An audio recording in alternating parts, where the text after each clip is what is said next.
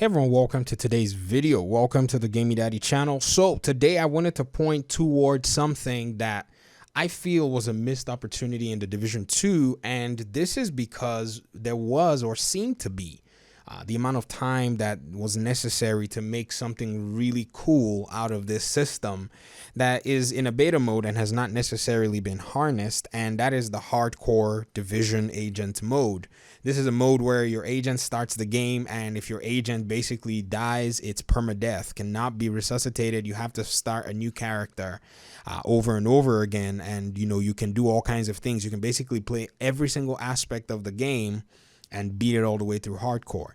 Now, the origins of hardcore, according to some of the developers, I think when they were talking about this in one of their state of the game, presentations or something like that, they said hardcore was a mode that a team of developers in the studio were a little excited to kind of test their hands on, and they gave them the go ahead to kind of try it out.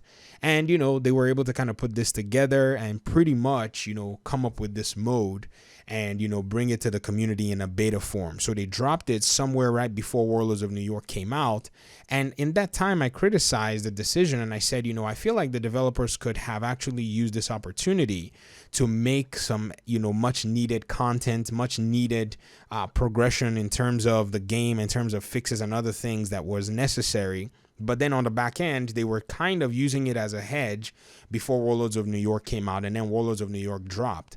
But nonetheless, I was having a conversation with Mr. Kamikaze Von Doom, content creator here in the community, and he said that the hardcore progression doesn't necessarily feel rewarding. It doesn't really give you much after you reach a certain point, and that's just pretty much what it is. And in my mind, I just thought to myself, this was a wasted opportunity, because I remember the very first video that I made talking about hardcore mode, and I talked about something along the lines of creating an entire mode where if you were to log in with that character, it gives you access to a much more different scenario.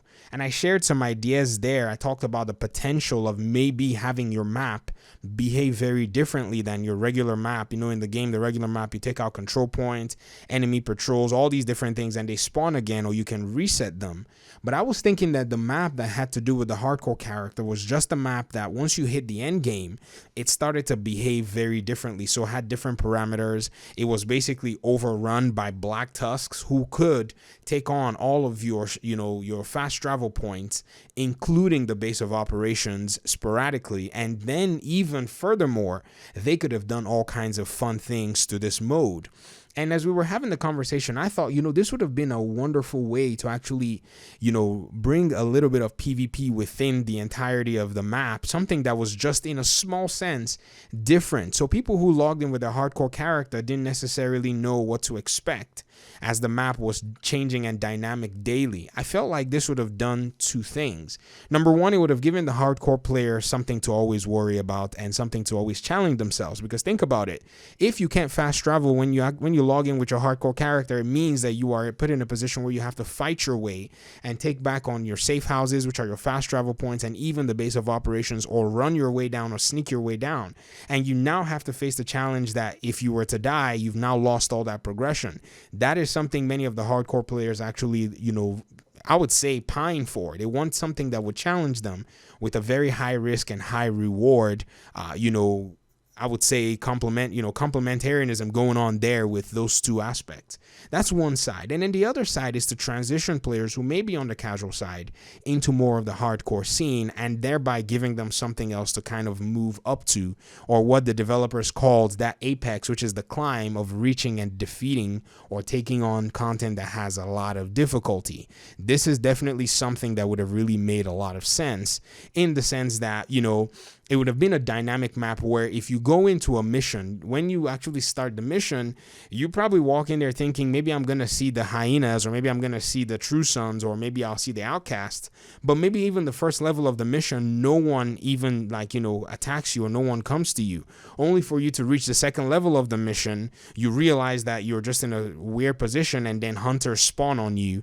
And this is something that you have to deal with. Imagine meeting a hunter when you've reached the end game of your hardcore character, character just in the middle of maybe, DCD, facility mission.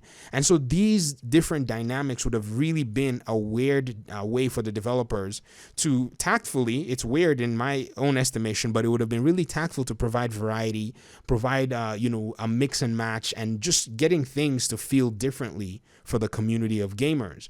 Now, I foresee with whatever content they're trying to bring, or what's going to be coming in year 3, which I do think there'll be a year 3, but I want to keep my hopes at, and my expectations at kind of a check. And I just want to say, well, if they're going to bring out a year 3, I think they need to harness these systems, because no doubt a year 3 is not going to be something that we're going to get in December or January. I think the earliest you'll be able to get a year 3 is February, because to me, I think it's probably going to be paid content. They're probably going to use it to usher in some more cash into the reserves at the Ubisoft towers or whatever it is.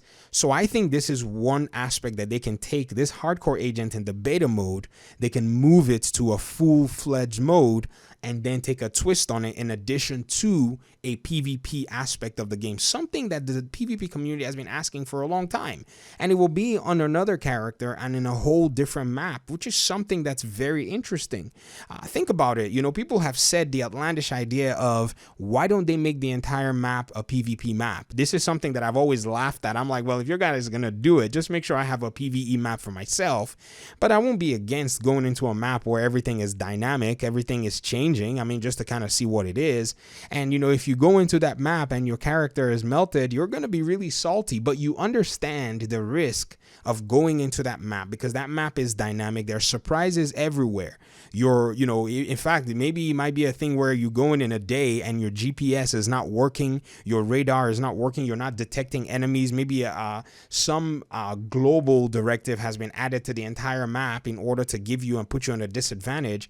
I think this would have really resonated with the community. Yes, the progress is a mess. You have to kind of grind your way back up to level 30 or level 40 or whatever it is you were, but it is kind of what hardcore should have been like, and it would have kept people in the hardcore grinders, that is to say, in a longer playing loop, and maybe attracted a few players to kind of dip their toes into the water.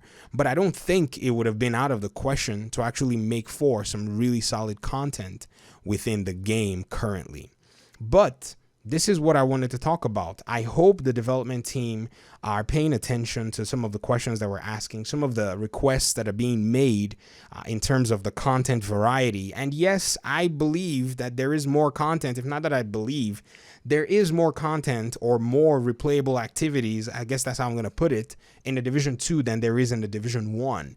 Now, yes, we only have 2 raids, but I guess the developers' mind, whoever thought about it, thought that strongholds would somewhat make for the incursions. I don't think they do, but in terms of numbers, in terms of, all kinds of different things that you could do to kind of keep yourself busy, there is more, but there isn't that very unique aspect so far in the Division 2. And I think it's losing the opportunity to make itself unique and stand out. The Division 1 stood out because even though there wasn't as much content, there was a uniqueness to it. And so the Division 2 has the opportunity to do that. And I think if they don't do that, it's going to be their biggest downfall. They need to just take the map and continue experimenting with it while they're building up for year 3, for the Division 3 announcement. I know I've said they're going to bring one big, huge expansion before they announce the Division 3.